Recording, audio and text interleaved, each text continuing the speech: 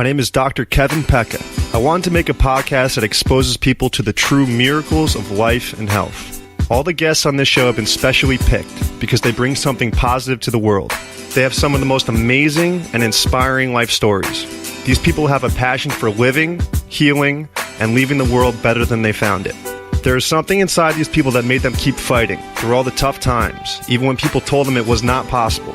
They carried on and made their lives beautiful again. And now they are sharing their experiences with the world. This is the Expect Miracles podcast. Enjoy the show.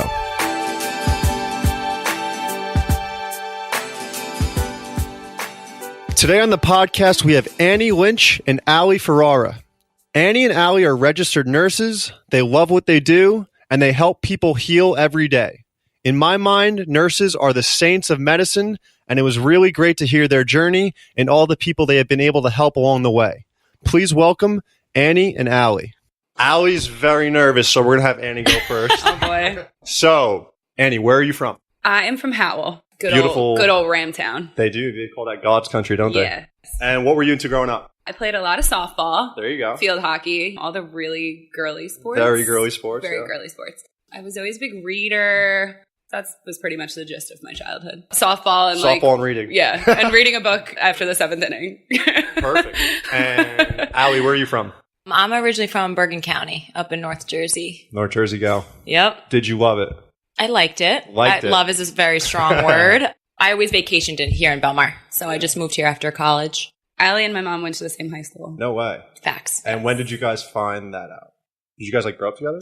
Oh, actually, the way Allie and I met is a really funny story. This is a good segue into making Allie less nervous. So Allie's sister was dating somebody that my mom worked with. Oh, how do I word that without name dropping? His mom. Yeah.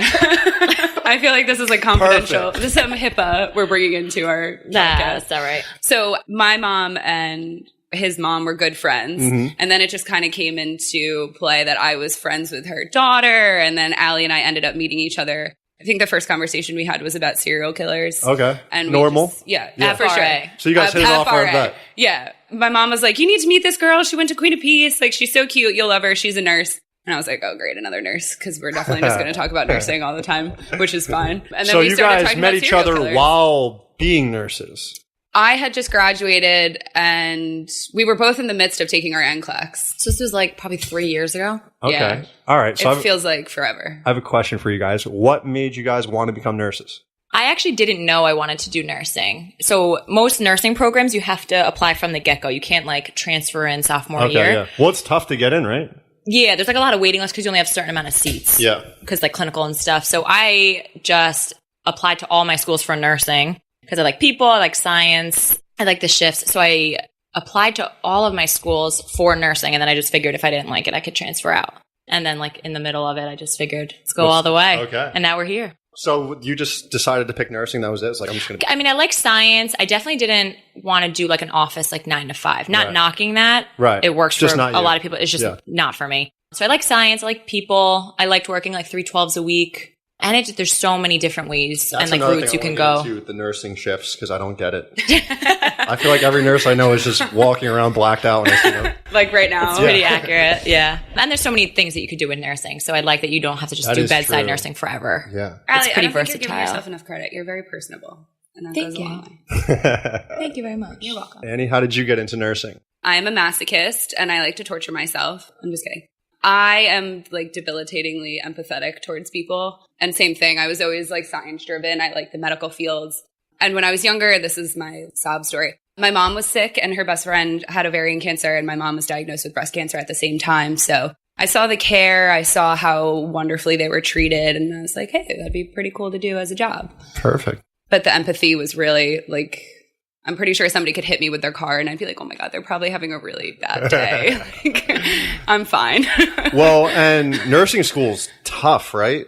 Like I remember we had like townhouses and there was a bunch of nurses next door that were in our school, and they were always they had work all the time. But they still went out, which I like envied. Like they had their fun, but they were always time management. Yeah, seriously. Yeah, which really ties into I don't think I would have been able to handle that in college. Like, I'm impressed. It was tough. I think Annie has a little bit more of a hard time. She went to Penn State. So Oh for me, my I have God. no idea how she did it. I went to like a small... How are you still alive? It's questionable. I went there one Yeah, weekend. I'm actually not. It took like 10 years off my life. Yeah. Blue and white weekend. Yeah. Me too. Yeah. Was that Halloween weekend? Or they No, blue and white is in the Spring, spring. yeah. Oh, okay. Maybe I went twice. shot. Yeah, I have a Yikes. life expectancy of like 55, Yeah. probably. Tops. Yeah, tops. For sure. These are my glory days right now. This is it for Well, at me. least you're well aware of it. Yeah, oh yeah, for sure. Yeah. Yeah, I went to like a small Franciscan school. So for me, nursing major was like a pretty predominant major. Yeah. Okay. So for me, I mean, it was still difficult, but like, again, time management. Like we would just like go to class. I had to work during college. So I like Yeah. worked all day, went to class from like 6 to 9. So it just comes down to time management, but not that there wasn't a lot to do. But Right. I definitely didn't go to Penn State. So Definitely.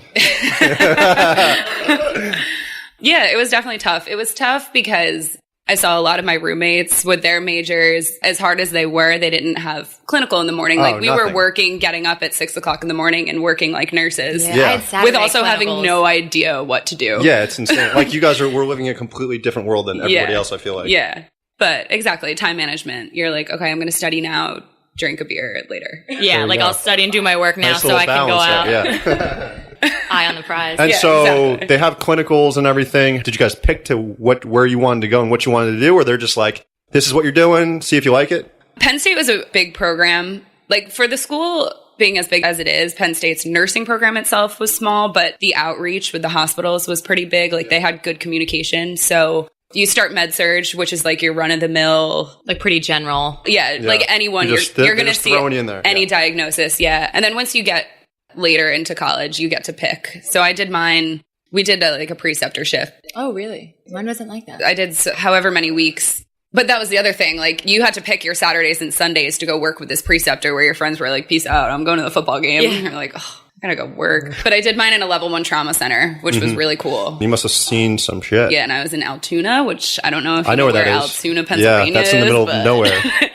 Yeah. I got secondhand smoke just from like being there. Pulling up. Being in the so hospital. mine was different. I had to do 6 weeks in like every... Yeah. Oh, you still had to do it. So I had to do like 6 weeks in med surge. I had to do like 6 weeks in maternity and labor delivery. I had to do... So they kind of throw you around You into have- everything? Yeah. So you can like ask for your recommendation. Like I could pick Temple. So like I got chosen and I went to Temple, but like Gotcha. they could send you to any hospital that's affiliated with them. So what are all the fields you can get into as nurses? Is it endless? Yeah. Endless. Yeah. What are like, give me like 5 or 10. All right.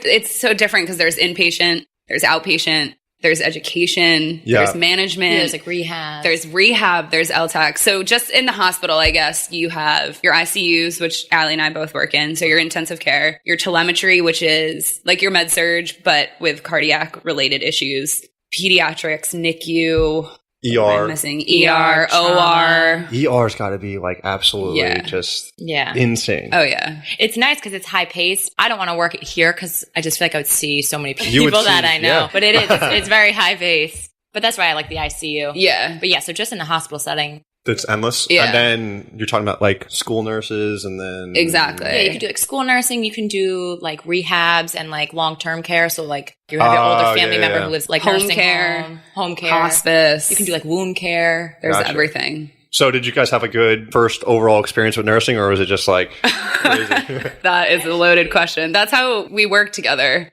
You did? We wound up working on the same floor. Yeah, so which this is was weird. after we met. I think Okay. we may have gone to like DJs once or twice together. It happened. So you guys knew each other, but you didn't know you were going to work together? I regret it. No, and then we both showed up going- to work. you were Going to gonna be DJ, Allie? going to DJs. No, yeah, I think we like met and we were like, oh, we're both nurses. This is great. And then we showed up to work and we were like, huh? Yeah, That's- this is weird. Yeah, and the floor we worked on, it was like a med surge telemetry, so it was pretty like basic. That's usually what you get into when you first like start. But I wouldn't say basic. No, because no, they it was not. they throw you to the wolves. Yeah. Our floor was like, hey, we don't really know where to put this really sick person, so we're gonna send him over to you, and you also have 7 other patients. And that's pretty much everyone's first nursing job. Like your telly, 7 patients. and you also are like, I'm not really sure I Yeah. really know what I'm doing. Yeah. Absolutely. Fake Yeah. it till you make it. Yeah. Like the first like needle you guys had to put in someone live, was that just. Handshaking. Oh, yeah. Sweaty palms. So I lied to my patient. This was in the ER. This poor woman was a mess. And she was like, They stuck me 4 times in the ambulance. I don't want you to do this. And I was like, I've done this a million times before. Don't worry. I'm an expert. In the back of my head, I was like, I have no idea what I'm doing. I'm not even sure where to put the tourniquet. But by some miracle, I got her and I like rejoiced. And she was like, why are you so excited? And I was like, I've never done that before. She was like, you lying SOB. Listen, ma'am, I don't miss. So why don't you just relax? I am a perfect nurse. Sharpshooter. Yeah. But it's so funny because when you're in nursing school, like priming tubing, like hanging a bag of saline is the most exciting thing. And then it just turns into your everyday, nothing's exciting anymore. Oh, yeah. We got to actually open up our thing, too. Yeah, we can't reveal too much information. No, True. That would be like a little special at the end for everybody. Yeah, little blurb. Absolutely. Yeah. Little ditty. Yeah. Just to keep the listeners edge on their seat. Yeah. Something big's coming in 5 years. I don't know. Stay tuned, everyone. Yeah, so I think we started on a floor that was pretty heavy. So I think it got you guys ready. Yeah, got us ready for sure. It was really to the point where like we would get report from the ER and they'd be like, yeah, so they're supposed to be in the ICU, but we don't have any beds. So we downgraded them. And we would be like, so, all right, this is interesting. Yeah. And so, like, how is working with the doctors for the first time? Is that interesting, weird? I'm sure there's a patient that you're like, I know this needs to happen. And the doctor just pops his head in like, you should do that. Like, are there any times where you're just like, listen, guy, this is what we're doing? Or your med school don't mean nothing. I think that was like the hardest thing when I first got a job, like calling a doctor for the first time and being like, hey, this is what I think. Yeah. I was like, who are you calling for? I was like, it's Allison on... I'm not really sure. Wrong number? I was How are you today? But I mean, obviously some doctors are a little rough around the edges, but most of them for the most part are pretty like receptive. Like, listen, this is what's going on. Yeah, there's a good mix. Some doctors, to just let them put their orders in. But I think for nursing, your patient and what's going to work best for them because you're there for 12 hours. Yeah. So you making a suggestion and a physician actually listening to that suggestion is to their best interest. So we don't have to call them 50 more times and say like, hey, we should have done what I told you to do in the first place. Absolutely. So how long ago was this where you guys were working together? A couple of years? 3 years. 3 years ago? It was 2014. So and then she left to do travel nursing, and then I stayed. Oh, travel and then nursing. I went to the ICU. Yeah. I can't believe. All right, so let's get into that because that's fictitious. That's like the best thing you can do. It's not real life. Yeah. Which is. So, Annie, you did traveling nursing, right? Yes. And how did that work? Were you just like, all right, I'm out, I'm traveling, working? I hit my breaking point with the floor that we were on. I think my breaking point was... Did you have a nervous breakdown like in the hospital? All the time. We had a dialysis closet that was like my spot to just sit there and like scream into a pillow, cry, like call my mom. Like, going back to nursing school, this is like my favorite story with my mom. She's a phys ed teacher and loves her job. She works 6th, 7th, and 8th grade phys ed. So she plays kickball all day. Not knocking phys ed teachers. I respect them very much. But I called my mom during school and I was like, this is so hard. I can't believe I'm doing this. She's like, hold on, I'm outside playing dodgeball with the kids. And I was like, why did I choose to do this? What was so stressful that you were just everything? Everything. Because it's stupid things that we know now. But looking at like an EKG strip in college, that was just squiggles on a piece of paper. And it actually means something. Yeah, exactly. It seems bad, but like I'm not really sure what it means. Yeah, Yeah, stuff like that. But so anyway, travel nursing. It's a dream world. You work for a company and they assign you a recruiter. And that recruiter is your best friend.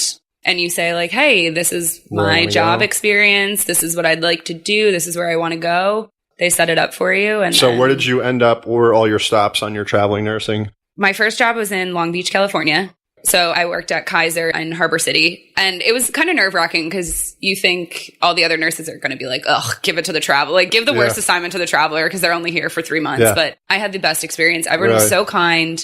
So helpful. And I learned a lot too. You're jumping into another facility. Yeah, and you can like see different like health systems. Yeah, like how different people do different things. When we started at Jersey Shore, you get 13 weeks of orientation with a senior nurse. And when you travel, they're like, all right, here's half a shift and you're taking over your own assignment, figure it out. So do some people do that right after school? Because I feel like that's not. No, you have to have I feel like that's not a good idea. No, there would be a lot of. You have to break down at least 10 times. There would be a lot of casualties. Oh yeah, yeah. You have to hit your mental breakdown quota, and then you're good. Yeah. My recruiter was like, okay, and how many breakdowns do you have on a daily basis? And now we can get you to traveling.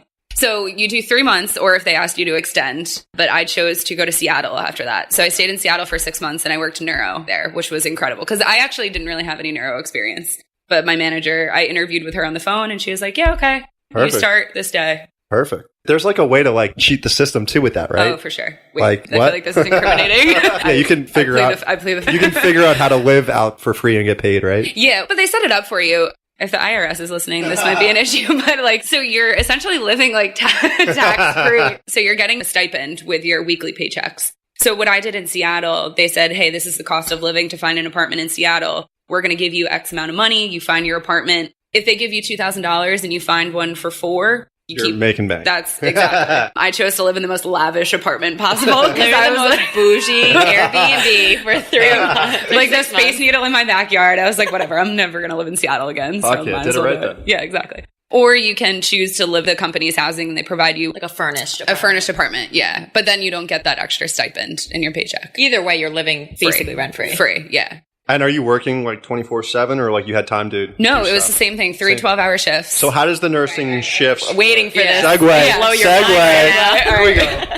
Yeah, this is going to blow your mind. Okay. Actually, maybe it won't. It's actually pretty simple. That's all you guys got or what? Some hospitals are 80 hours. We're 72, I think. 72. So We work 3 12-hour shifts a week. And that's it. Yeah. You can work overtime. We're paid hourly. So it's really more, I think, for continuity of care. So if it just so happened that Allie and I were working the same 3 days, I'm night shift, she's day shift, then our patients are going to see us for 3 days. We know their story. We know what works for them, what makes them comfortable. And then they just kind of get to see the same nurse unless they fire you. Then you're done. And then you move on. Is yours the same? We're 36 hours a week full time. Okay. So it's 7 to 7:30. Yeah. And then you're required to do every other weekend. And then you have to do 3 holidays a year out of 6. Yeah. And then do you sign up for night shifts or I like got how does the hired. night shift day shifts work? I was hired for days. So I strictly you get only worked. hired. Yeah. So you get Yeah. hired for like day Yeah. shift or night shift. Because nobody wants to work night shift. Right. So you're working, you like it? Yeah, this is my first night shift job because I was such a prima donna that I was like, "Ugh, I only want to work days. When I traveled, I only worked days. Yeah. And to get into the job that I'm working now, I really wanted this role. So I said, So you did the night I'll shift. suck it up. I'll Yeah. take nights. And now it's like a blessing. Yeah? It's nice. We turn the lights off. It's probably People quiet. sleep. I mean, stuff still goes down. Like a lot of things, actually, bad things happen at night. Bad things. Bad things. Nothing good happens after 2 a.m. Or 11. or 11. Either yeah. one. Yeah. I heard it was Or 11. 7. Usually shift changes. 7:30 p.m. Yeah. So our half hour in between, like after our 12-hour shift, is me giving report to Allie saying, hey, this is what happened overnight. So you guys still work together? No. But 95% of codes are probably me in the midst of saying like, hey, this is what happened. I'm going to go home. Do you guys have to document everything? Shit always hits Oh, the yeah. fan like So, between like, shifts. when a new patient comes in, you guys are like taking notes and everything? Yeah. Oh, it's so much paperwork. That's the biggest downfall of Yeah. nursing, I think. That's the just biggest downfall of medical profession. Yeah. I think it takes away from your patient care too. Absolutely, Because yeah. you're trying to have a conversation with this cute little old man. But in the back of your head, I'm like, I got to chart this. Like, I had this old woman in the other day, and like she was sitting right in front of me, and my computer's like 45 degrees off to the right. So listening to her sit at the and like the windows right here, she's like, "What are you looking at?" I'm like, "Ma'am, I'm taking your notes Yeah. down right now. Like- I'm not just staring out the window." Yeah. Yes. I always try and preface. I'm like, I'm sorry, I'm not ignoring you, but Because I have a lot to do. yeah, especially in the ICU, there's a lot of charting, like a lot of vital signs, a lot of Well, just because they're so sick and so much is going on that Yeah. it's easier to catch something kind of that's going south. So, Quicker than- what are you guys doing nursing wise right now? So I work at Jersey Shore. I work in the medical ICU. Okay, so the people that come in are just We'll get drug overdoses. We'll get like heart attacks. We'll okay. get So serious stuff. respiratory distress. Yep. Do you have anybody that's ever baking it? Not baking it, but definitely like milking Yeah. their like Yeah. yeah. And we have a lot of like frequent flyers. Yeah. People that come in for the same thing once a month. Yeah. It's hard to fake being sick in the ICU because you have to be really And have they're a diagnosis. taking all your vitals and Yeah, like you're healthier than I am. Like, what are you doing here? When our job at Jersey Shore, I think people were acting a little. It was a very difficult patient population that we had there. And especially you have 7 different people and you don't get to your call right away. And they're like, I was waiting for you for hours. And it was like 5 minutes. Well, it was a very like elderly population, Right. and Yeah. we also are surrounded by like Asbury and Neptunes. Like, not to knock those towns, but they have some residents that are. I'm trying to put it nicely. It's hard to care for them and be like coming from a good place when like I think that's a hard part of nursing. Like, it's hard to take care of people who aren't taking care of themselves. Absolutely, So yeah. you see people who are coming in constantly with the same thing over and over again. And we're like, okay, well, we told you to not eat 5 cheeseburgers a Right. day. You're going to have another heart attack. So it's hard to keep giving that same education over and over and over again without getting a little jaded. yeah, jaded is an excellent word. Jaded, to yeah. call. Yeah, it's tough to tell people to like change their diet and everything, and it's just like you can just tell. Because we have so many programs, like if you can't afford your medication, you can like follow up at our clinic, and like the doctors will really try to like give you some coupons. So they really like bend over backwards for some of these people, and they are not receptive to that. Do they have anything like homeopathic, natural stuff going on? I was hoping you were gonna. Yeah, me too. Do they have anything like natural going on? Stay tuned for. They always say like music therapy, like stuff like that. But there's nothing really like implemented in the hospital that's like not homeopathic. Enough. Jersey Shore or Hackensack is starting a program. The name is escaping me right now. I tried to apply for that and they denied me. We tried to do this like what the heck? 2 years ago. What did you try to do? Like a holistic like certification, I guess. Yeah, it's a certification that you can get within nursing. So you can still work in your ICU setting, but bring in like essential oils or like massages and like there's a lot of nurses that do pain. that, like touch therapy or right? It's all like a pain management instead of just like throwing a bunch of Percocet at them, which is causing a whole other issue. Definitely. So I think they're starting. It's big on the West Coast, which you know. Yeah. And then I think it's making its way. It's not here quite yet. But are there people that just refuse like certain treatments because it's not like natural or like? I haven't ran across anybody or came across anybody that's like refused something because it's not natural. Gotcha. I mean, there's definitely some people who are like very hellbent on like their diet and like their multivitamins, and they like need to make sure that they're accommodated in that way. I think a majority of the people that Allie and I see don't really have a choice at this point. Yeah. Because not that they don't have a choice, they always have a choice, but like they're sick enough to need the medication. Yeah. Because I think a homeopathic approach is preventative in a lot of ways. Yeah. And then it gets to the point where it's not. They're just, it's like red alert. Yeah. Yeah. And I think if somebody were so hell bent on it, they would probably just not even come into the hospital and see their guru. So, like, if there was anything that you could change or keep about the protocols of nursing or patient care, would there be anything there? I think a huge thing, which I saw with traveling, is West Coast states like California, Oregon, Washington have nurse to patient ratios. So by law, depending on what unit you work on, you cannot have more than 4 patients if you're tele, 3 patients if you're step down, 1 if you're ICU. Okay. And that is Yours is 1? Well, 1 to 2, I guess, if you have 1 stable. But here, if we ever said, like, I'm only going to take 4 patients, somebody would laugh in your face. Yeah. So I went from this job at Jersey Shore, which was mayhem. Yeah. Like 8 patients. And they're like, oh, well, you're getting a 9th. And sorry. And then that was time for me to cry in the dialysis closet. Cue hiding. Yeah. Me taking my whole computer in the dialysis closet to chart because I didn't have a second to breathe. And then I got to California and they gave me my assignment in the morning. And I was like, I think you forgot a couple patients. You're missing something. And they were like, oh, no. You only have 3 today. But it's a different world out there. I had no idea what to do with my time. I knew everything about my patients. She would send me pictures of like her reading, and she'd be like, "Oh, I like looked up everybody's history. I know everything about all my patients." And I would be like, I had lunch with all of them, and I'm still giving them their morning medication. Yeah. Chiropractic office did my internship with out in California. They rest people after their adjustment for an hour. Oh my God. I was like, if you try to do that, they would be like, "Okay, next guy, let's." I literally tell people, "Can you sit in the back for 5 minutes?" They're like, "No. I have to go." I'm like, I had a meeting 10 minutes ago. So yeah, exactly. Yeah, just go. And all the time. I definitely think it has to play health issue wise too. Oh, for sure. They're just so like, even myself, I was just so much calmer out there. Yeah. Like, relaxed here. I love it here, but it's just like boom, boom, go. It's such a different mentality. Like when we work telemetry, so the cardiac, like a broad diagnoses, but cardiac related. Yeah. So we would get report on all these patients. You have to pull your meds right away. You're like fighting over the med room, who's going to get in there first. So my first couple shifts in California, I was like, got report in the med room, starting to pass meds, and everyone was like, Annie, what are you doing? Like, have a cup of coffee before you start. And I'm like, what do you mean have a cup of coffee? I gotta get my meds. Like, what are you doing?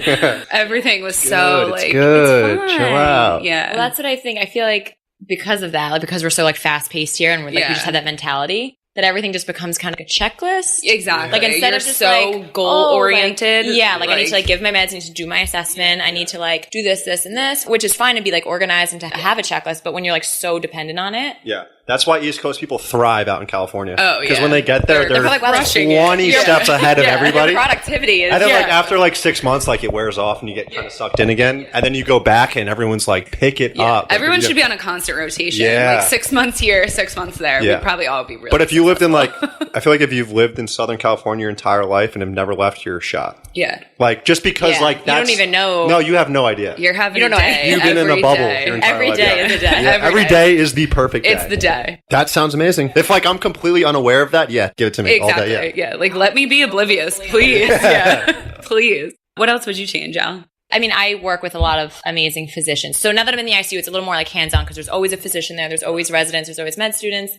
So it's a little more like closer knit. But like on the floors, it's just, we see these things every day. We see patients intubated every day. We see like cardiac casts. Like, so we see this stuff all the time that I think we often get like jaded. Yeah. And it's hard to like sometimes this is the first person that like has ever been hospitalized in someone's family. So they're like, oh God, like what's a cardiac cath? And like, so whose job is that when that happens? Like ours. Go talk to the family and tell them? Well, so that's what I was kind of going back to. So in the ICU, they're always there. So it's kind of easier to kind of pull the doctor in and have them explain everything. And we're there with them so we can kind of have like a good rapport. Yeah. And we have doctors that will like sit down with the family, like eye to eye on their level and just like really talk. On the floors, it's hard because these physicians are getting so pressured to see like 100 patients a day. You need to do this, this, and this. So they don't have the time to like fully explain what's going on. So the doctor comes in, and not bashing doctors. Like I said, I work with an amazing team, but they're getting so much heat that they only have 5 minutes to spend with you. And you have a million questions. And the second they leave, then they remember like all the questions. Right. And they're rotating rooms. So it's like. Yeah. And like, I try to explain, like, I'm not an interventional like cardiologist. Yeah. I can explain to you as best as I can, but. Right. Yeah. So that's, I just wish we So had there's a little lack more of communication. Slowing it down and. Slowing it down, really communication. taking the time to like speak with the family members. Yeah. And like speak with. Yeah. And like I said, in the ICU, it's gotten much, much better. Yeah. They really do take their times to like, cause so much is going on. So did you guys at one point or currently have to like talk to a couple families and be like, listen, didn't make it? We never do the pronouncing, but I've had instances before where I thought the doctor was not telling them the truth about what was going on. Or not like the truth, but like not being forward enough. But not saying like, hey, mom is really sick and it doesn't look good from here.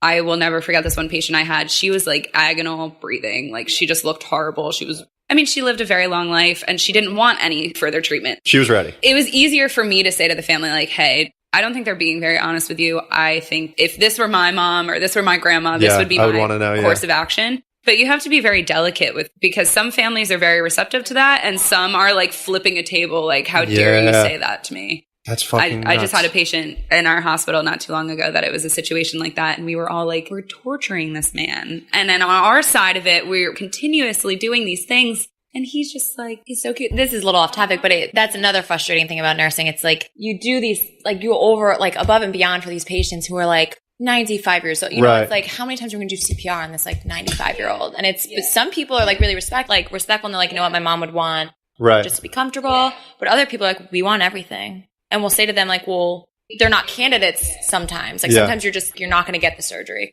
And they're just, that's not even like. They're not hearing that's it. I think that's another East Coast, West Coast thing where like the holistic and the hospice isn't so talked about here. Like the euthanasia in Washington, like. Oh, you don't know Jack. This is a non-sponsored comment. You don't Until know later. Jack. Is that a movie? With Al Pacino? Is that I've never seen the doctor that was euthanizing? Yeah, one of the best movies I gotta see all that. time. Everybody add it to your list. It's so good. But it's about, euthanasia. And it was Jack Kevorkian or Dr. Kevorkian. Oh, right. Yeah. Everybody watched How did that work? He was just euthanizing people that wanted it? Or die or... I'm not sure which came first, but I know now, like if you wanted, I guess they call it like assisted suicide or euthanasia. I'm not really sure the medical, like the formal term. But to go to like Washington, you have to like go there. You have to be like a resident for 6 months. Yeah. And you have to like go to like counseling. You have to go to like, there's like steps. It's not just like I'm dying, so I'm going to go to Washington and like just. You have to hit a lot of criteria to be approved. But I agree with it. Yeah. I mean, you know what the problem is, I think, in healthcare is death is not talked about in everyday conversation. I had a conversation with my parents the other day and I was like, hey, you don't want to hear this, but I don't want X, Y, and Z if God forbid anything happened to me. Like, we're all going to die one day. Right. Just let it happen. But so it's not really talked about. And I think that's an issue with a lot of family members. I shouldn't say just family members, patients, everyone that they're expecting to come into the hospital and be like, poof, I'm fixed. Everything's better. We have such good medicine and such technology that we like, it's pretty easy. We're lucky that we have all those resources. But on the other hand, like, at what point are we playing God or playing this higher being, like, okay, keeping someone. What's the rule with like someone's like on a respirator? Like, is it just as long as they keep paying for it, or is it just they'll pull the plug? Or that's tough. I don't think there's an actual like protocol on it. So like ours, if you have a breathing tube for like more than like 2 weeks, 2.5 weeks, you're kind of like nearing that point where like you can't live on it forever. Right. So whether you need like an artificial airway, like a trach, or you decide to like remove it and let them go peacefully. So I don't think there's an actual like time limit, but generally after like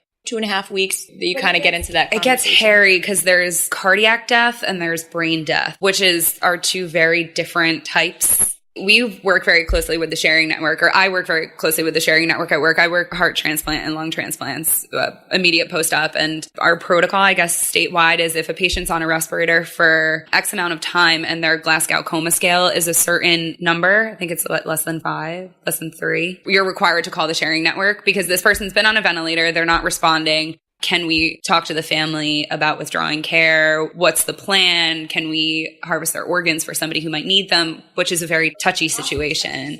Yeah, a lot of touchy. All right. So I have a question for you. You guys must also have some absolutely amazing days, right? Oh, for sure.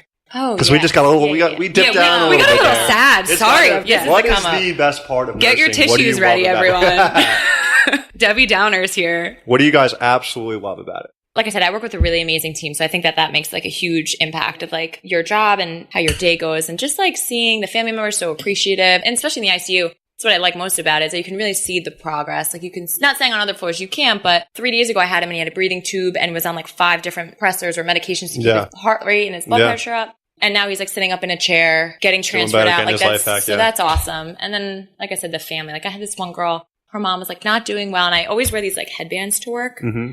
Generally my hair is like never really washed, but so they're like colorful and they're like kind of like, I don't know. And she's always like, up the mood. Yeah. And she's like, oh, I love your headbands. Like, I hope I'm a nurse just like you and wear headbands. Really? I was like crying. Do it. So, I mean, it's tough at times, but it's definitely rewarding as well. Yeah. You have your moments and then like you'll have the worst day and then one time somebody will say something to you and you're like, okay, yes, I definitely love this job. And then something else happens 5 minutes later. It's like an ongoing cycle. Yeah. It's a lot of ups and downs. Yeah, I guess that goes. But it's very rewarding. I've cried so many times at work, but like happy tears, like especially when someone like reminds you of somebody, like a cute little old man will like, remind me of my grandpa. Yeah. And I'm like, it's got to be awesome too. Just it's like a personal job. Like you see different people all day long, and when those are enjoyable people, it must be a lot of fun. Yeah.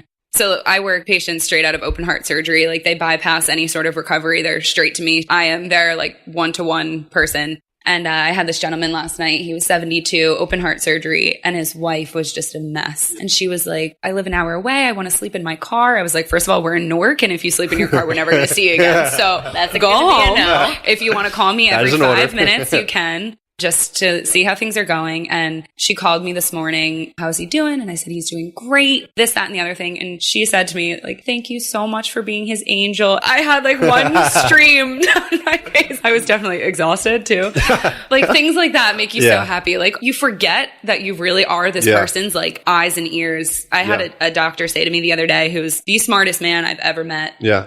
And I asked him a question. How do you feel about this? And he was like, a doctor is only as good as his nurses are. So like, you're my eyes, you're my ears, whatever you see and hear and think, then I agree. And I was like, I forgot that I do that. Well, then like it goes back to like, these are some of like the hardest days of people's lives, which I think like I said, we see it every day. So it's again, being jaded, but this is like your husband just had a massive heart attack or was found unresponsive. Like how many times do you get people that like went to the gym and never came home? Like it's mind blowing. So these people like rely on you to like, they call, they update you. So it's scary for people. So I think it's nice to have like nice people to like soften the blow. It's almost like you got patients on both sides. You have the actual patient and then you have the family. Yeah, we are the liaison. I think that's a perfect word for nursing. Like we're just the liaison between patient, family, doctor, pharmacy, dietary, their cousin, like lives in Minnesota and can't get here. Like who has a question about their medication unrelated to the patient. Because we're the first line of defense. So whoever comes in the room is like, hey, you.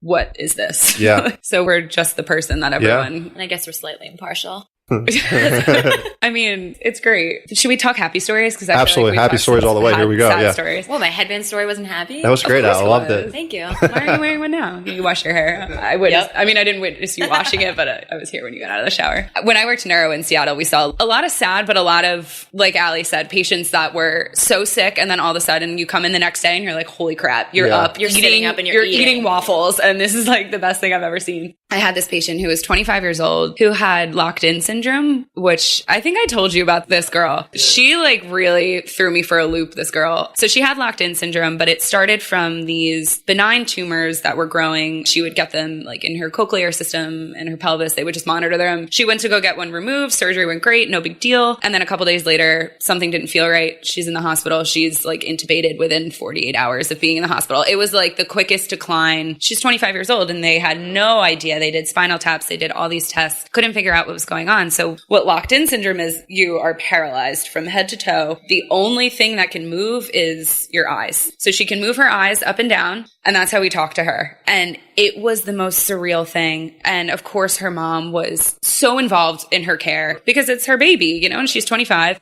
And she would move her eyes like up for yes, down for no. And that's how we would talk. And I had the most amazing experience with her. Like, I like my music, and she would always have music on in the room. We would actually talk, and it's amazing. With the eye movement. Exactly. That's so like, awesome. what a testament to who she is as a person, that I could have a meaningful conversation with this girl, and she was only moving her eyes. To the sounds of David Bowie. Of course. Well, she had the best playlist in the league. I was like, let me unplug your phone. I got some music for you. So this girl, and so young. And one day I told my charge nurse, I was like, I just have to do something good for her. Like, I've had her for weeks now. I need to do something good for her. So she took over my other patients. I sat in her room. I painted her nails. I did her hair. I put some makeup on her just to make her feel good. And her mom came in and saw her and just started bawling. I started bawling. It was again, one of those experiences where you're like, wow, nursing is really amazing. And then one day she wiggled her toes, and I swear to God, I did a backflip. I was so happy. It was the greatest thing. Did she make full recovery? Or she still have locked-in syndrome? Still has locked in. As far as I know, she went to a long-term acute care, but as far as I know, It's crazy. Yeah. Nothing crazy happened to her. It just happened one day? Just happened, yeah. And that's scary because it's our age. So you just think about it. That's what I, when I see young people, I'm always like, oh, that could be me. Or if I see somebody my parents' age, I'm like, this could be my dad. Yeah. Absolutely. I think it's made overly paranoid. I am such a hypochondriac. It's amazing. I had a pain in my toe the other day. I was like, this is it. Our friend just yesterday, we have a group chat, texts us, and she gets migraines. So her left eye was blurry. And we were like, okay, it might be a stroke. It might be a headache. Yeah. You need to call your neurologist. You should probably go get a PET scan, just in case. She's like, I think I'm dehydrated. Yeah. It's so bad. I'm so type A, crazy OCD. So when something happens to me, I'm like, oh my God, I'm done. This is it? I have to be my own nurse now. How did you guys get into our future business endeavor? How did you guys think about that? Because it's going to be hard to talk about it without disclosing too much. Do we reveal? We're not patented yet. First of all, does it exist in New Jersey right now? I think I Googled it and there's one place. Yeah, but we can make it so much better. Yeah. We can do it We know better. nothing about it. We can do it better than they they can. Well, I think something we take for granted it's going to be so hard to talk about this. Just, not being a simple fix to... Maybe if we do say what it is, we'll have to do it. Yeah. Maybe somebody listening. Yeah. Well, yeah. And if you're listening and want... Listen, this is patented. Yeah. This is patented. If you're an entrepreneur and you need some business partners, but tomorrow we're going to see them on Shark Tank, damn, that's our idea. So I think, I don't know how we think we're having a day, having a couple cocktails. I don't remember if it stemmed from us being hungover. Well, and then you said, where all good ideas start. Yeah. It definitely started from that. Yeah. Then you were saying we're all professionals. It's okay. You were saying that you got one in California. And you were like, I would pay, that's a no-brainer. Of course I would pay that. And I was like, oh, I do that all day at work. Wait, so let's explain it. Let's say what this is here. So we have to because we're doing it. All right. So we... Drum roll. Yeah. Everyone's like, I know exactly what this is. Yeah. They're I went to one yesterday. They're idiots. There's 4 in Belmar. We would like to start an IV therapy for, not just for hangovers, but primarily, I think most of our population would probably be hangovers. We could branch out. Age-defying vitamin mixes. They have it for everything. Everything. You're having a migraine? Migraine. You think you're having a stroke? Muscle recovery. Yeah. Hangovers. Feeling blah. Yeah. Yeah. Sometimes if I don't want to... rejuvenating. If you're sick. Yeah. Sometimes I don't want to drink a gallon of water, which I know, that could be lazy, but also... But sometimes... It could happen in an hour. I think we need a physician. We need a physician. We need a physician because, But then we need an outsource, who's going to supply us with these? I'll supply with patients. We'll supply the nurses. Yeah. I will put an IV in you guys with my eyes closed. So I just Googled it. Okay, please open your eyes. I did Google it, and there's one in Fort Lee and Clifton. So we do have a little competition, but no Monmouth County. So guys, what would you say to any aspiring nurse that's about to start their journey? Ready, go. How honest should we be? Brutally honest. Brutally honest. I would say it's definitely worth it. I questioned that so many times in college when everybody was out raging on a Saturday and I was putting my scrubs on to go to Temple to do free work. But it's super rewarding. I love the flexibility of the schedule. And there's so many ways, so many routes to go. I don't even know now what I want to do. My master's, going back to school, and there's just so many different avenues that you can go down. But it's super flexible. Like I said, Annie has a better heartfelt story as to why she went into nursing. I mean, I didn't really know what I wanted to do either, but I knew I liked science. I knew I liked people. I mean, there's so many doors that open just from going. So it's worth it. It's challenging though. It's definitely challenging, but anything worth doing is. Exactly. Yeah. And I think you come out kind of stronger after it too, because I love talking to my dad. He's a retired fireman. So our dad is so wise. He is the wisest man. If you want to sit and drink bourbon with someone, he's your guy. He's your guy. Get this guy on the podcast. Yeah. You should, except line him up. Except what? You got to catch Brian in his element. So you can't force him to do anything. Bourbon. 2 glasses of bourbon. Brennan's every Friday night. That's our thing. We eat. Kev's going to show up. I got my equipment here. Yeah. We eat steak together every Friday night. So if you want to catch him at Brennan's. But he's a fireman, and I tell him about he must have stories. Exactly. Up in what other Jersey City? In Jersey City, yeah. So big manly guy, Marine. So you only know what he's seen. I know he's perfect. How is anybody going to live up to my father? Is a question. But I tell him about my day, and he's like, I can't believe you do what you do. So hearing that from him is almost like, wow. Yeah, it definitely takes I didn't know that. It does. I think we can say that about ourselves. But I couldn't do what he does. I couldn't go into a burning building. Yeah. It's a rewarding job. It's not challenging. Glamorous. It's not glamorous. I have definitely had bodily fluids on me before that were not supposed to be on my scrubs. Well, I won't tell this. I'll tell you later. Yeah, we have a filter now. Now, 45 minutes into it, we have a filter. There's you see your fair share of poop. Yeah. Which again, some days you gotta clean again, doesn't even faze me anymore. I'm like, oh. Yeah, but my sisters are teachers, and I could not imagine. No. Right. Yeah. I mean, everyone has their thing. Everyone has what they're supposed to do. And there's also there's a lot of people that are working that are just comfortable all day. Yeah. So how exciting is that? Yeah. I feel that dulls you out on the long run where you're high alert. Yeah. All set up. Yeah. Nursing is not a complacent job. There have been times when I've been so tired and I'm like, oh, I'm just going to do the bare minimum today. And then I walk in, I'm like, oh, nope. You can't be hungover. Oh my God. Can't do that. Hungover at work is the worst. You've never done that? No, never. No, but it's true. Last night I was walking into work and I was like, oh, I'm going to have the same patients back. And they switched my assignment and I had a guy right from the OR. And I was like, oh, got to be on my toes tonight. Yeah. I'm tired, but there's no being tired. There's no being tired. There's no days off. Yeah. Got to be on your A game. There are 12 hours when you're like, wow, I haven't had a sip of water or gone to the bathroom all day. And you don't even realize until you sit down and you're like, huh. Wow. I'm parched. I'm very hungry. Sometimes it's thankless, but all the times that you feel that it is thankless, it's so rewarding. And something always happens, right? When you're like, why do I do this? This is the worst. It trumps. I could have been done marketing, PR for some cool event planning in the city, and living the dream. But then something happens, and you're like, I wouldn't have chosen anything else. I talk to my friend Kaylin a lot. Hey, Kaylin. Name drop. Hi. And she works in film. So she, like Allie said, has not relationships, but works very closely with celebrities and tells me all these things. I'm like, damn, that's so cool. I want to do the that. Other day I did CPR for 40 minutes. I'm sweating. Yeah. But again, I hear from her and I'm we just talk about our day or whatever. And she'll come back to me and be like, you don't want to do what I do. I want to do what you do. Grass is always greener. Yeah, exactly. So I'd take it over anything else, except maybe our new business plan, because we can incorporate everything we want to do into this. Stay tuned for a follow-up podcast on our booming business. Big announcement coming in 2 years. Stay tuned, everyone. All right. Well, thank you guys so much for coming on. Thank you for having us. Great episode. You guys are the saints of medicine. And thanks for coming on. Should we go have a day? Let's have a day. Let's do it. No, but seriously, let's have a day. All right. Thank you, everyone, for listening. My private practice is located in New Jersey at Montclair Upper Cervical Chiropractic. If you have any additional questions about today's podcast, other episodes, or any questions about Blair Upper Cervical Chiropractic in general, feel free to visit my website at drkevinpecca.com or subscribe to my YouTube channel at Dr. Kevin Pecca. Hope you enjoyed the show. Cheers.